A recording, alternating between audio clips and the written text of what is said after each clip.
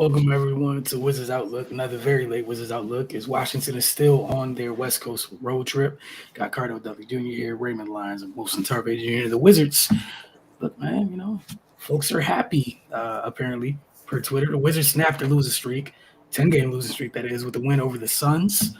Cardo, we'll start with you and then Ray. Just your thoughts on them finally snapping this streak. They didn't have Porzingis. The Suns didn't have Devin Booker. They stepped up as a whole. They just fought. They gutted it out.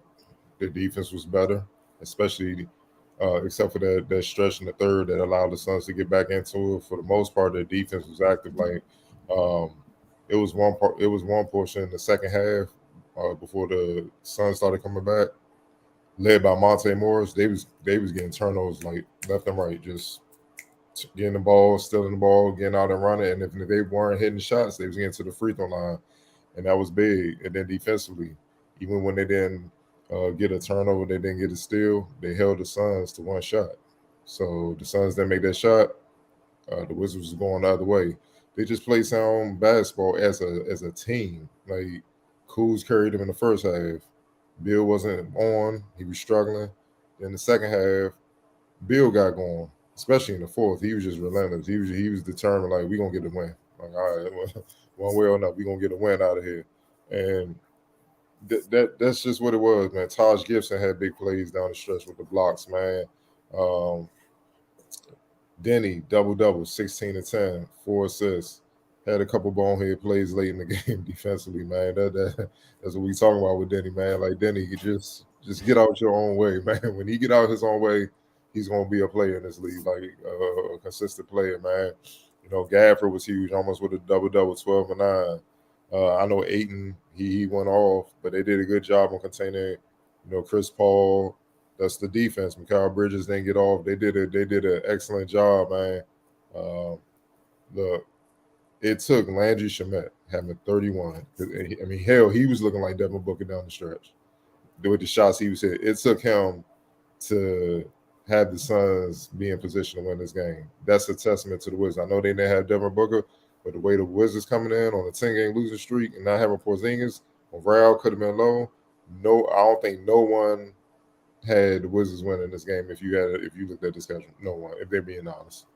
So for them to come in on the road into the Suns' crib and get this W, it it's good, but it further just frustrates you because it's like, dude, y'all could have been doing this the whole time. The whole time. You know what I mean? And I mean, I'm happy they win because no one wants to keep this streak going, and it reached double digits. Like no one at any level wants to endure that. But at the same time, it's like, dog, y- y'all are so much better than what y'all record shows, and it's just like when y'all decide to really start playing basketball like y'all did tonight, for the most part, y'all could flip this whole thing around, the season around, and get right back in the mix. But that's up to them. That's something that they have to show or not. But all in all, good team win. Where's the fun in doing what you're supposed to do all the time? Ray, your thoughts on it?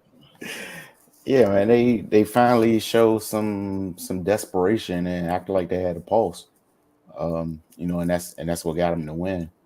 Man, they held them to 18 points in the second quarter, and that allowed them to take control of the game. And credit to the Suns, they late in the third, going into the fourth, they came back and regained the lead. But shout out to the Wizards for punching back.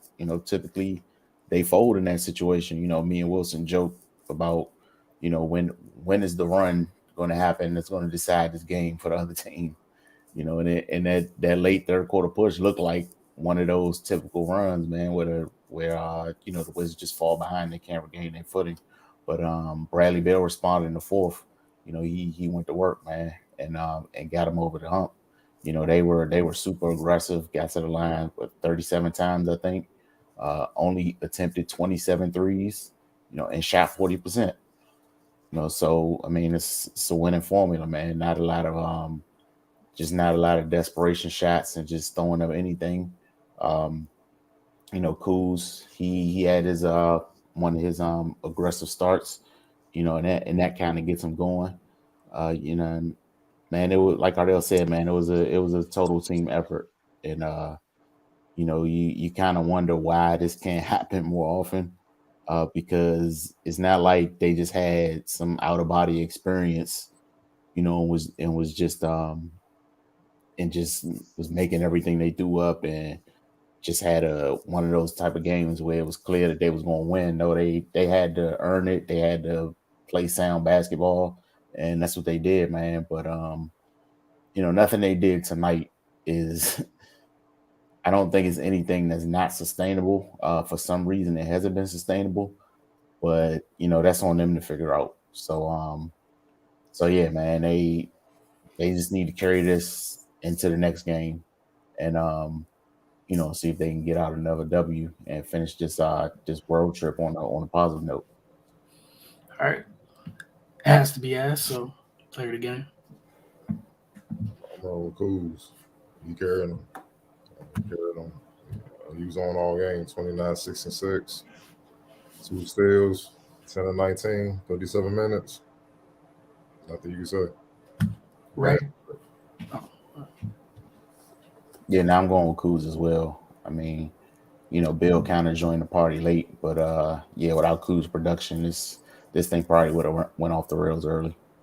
Yeah, and it's something you guys hear say all the time. This is why they're so freaking frustrating. Felt like Kuz, it was a nice balance to what he was doing tonight versus I'm just going to take a 3. I'm going to take another 3.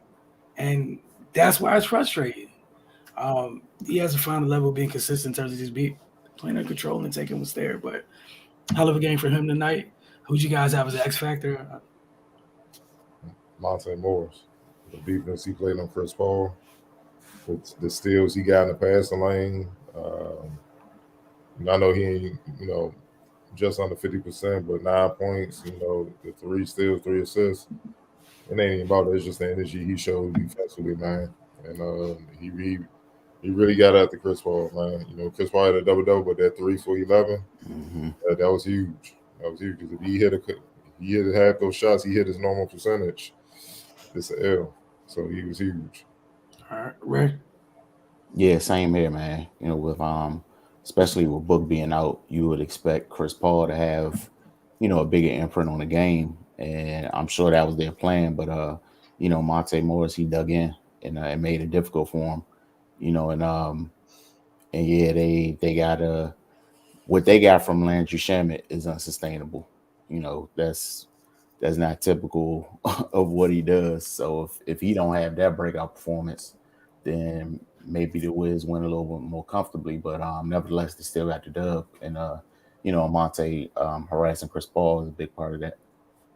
Yeah. They got a day off, and then they wrap up the road trip with another back-to-back.